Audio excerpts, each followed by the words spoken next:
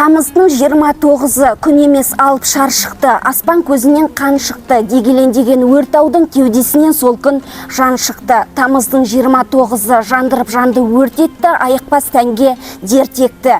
Бұл Абыралдан шыққан белгілі ақын Бауыржан Жақыптың Семей полигонының халыққа келген зардабы мен адамзат тарихында қолдан жасалған қасіреттің ақиқатын қозғайтын тамыздың 29-ы атты өлені болатын. Өлен жолдарында айтылғандай 1949 жылдың 29 тамызында алғашқы ядролық қару Семей полигонында сынақтан өткізілді.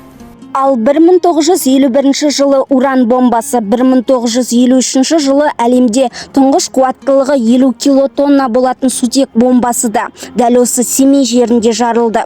Ядролық зарядтардың қосынды қуаты бүкіл әлемді шулатқан Хиросимаға тасталған бомбадан 2,5 мың есе артық еді.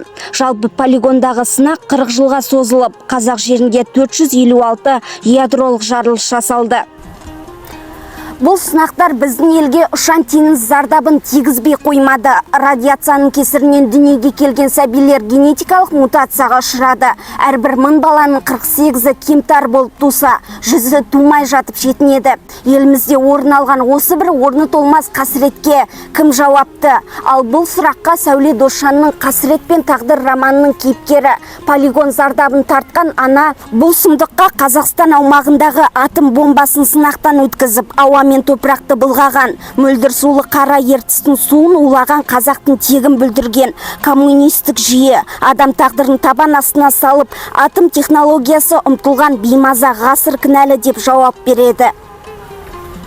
Адамзат бұл қозғалыстың тарихын білуі керек. Олар осынша ұзақ 40 жылдың біздің аймаққа нендей зобалан әкелгенін білуге тиіс. Егер менің шежірем өлшеусіз зардап шеккен қасіретті аймақтың тарихын оқырманның дұрыс түсінуіне септігін тигізе қалса, ол да менің алға қойған мақсатымның орындалғаны дейді. Семей полигоны қайнар қасіреті атты кітаптың авторы Кешірім Бостаев.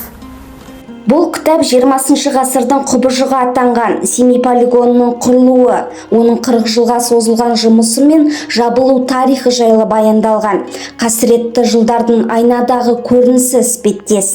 Кітапхана қорындағы жазушы ғалым Медеу Сәрсекенің «Семей қасіреті» атты танымды ғылыми сипаттағы деректі еңбегінде Семей полигонының халыққа келген зардабы жөнінде біраз жылдан бері зерттеп, адамзат тарихында қолдан жасалған қасіреттің ақиқатын қозғайтын танымдық мағлұматтар берілген.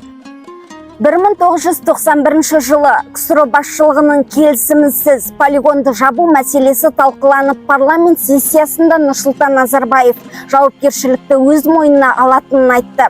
Осылайша тәуелсіздік ала сала 1991 жылдың 29 тамызында Нұрсұлтан Назарбаевтың жарлығымен Семей полигоны жабылды. Ядролық жарылыстар тек Семейде ғана емес, Маңғыстау, Ақтөбе, Батыс Қазақстан облыстары мен Жезқазғанда да улы ізін қалдырды. Енді ешқашан қазақ даласында жарылыс үні естілмей, қазақ қасіреті қайталанбауын тілейміз.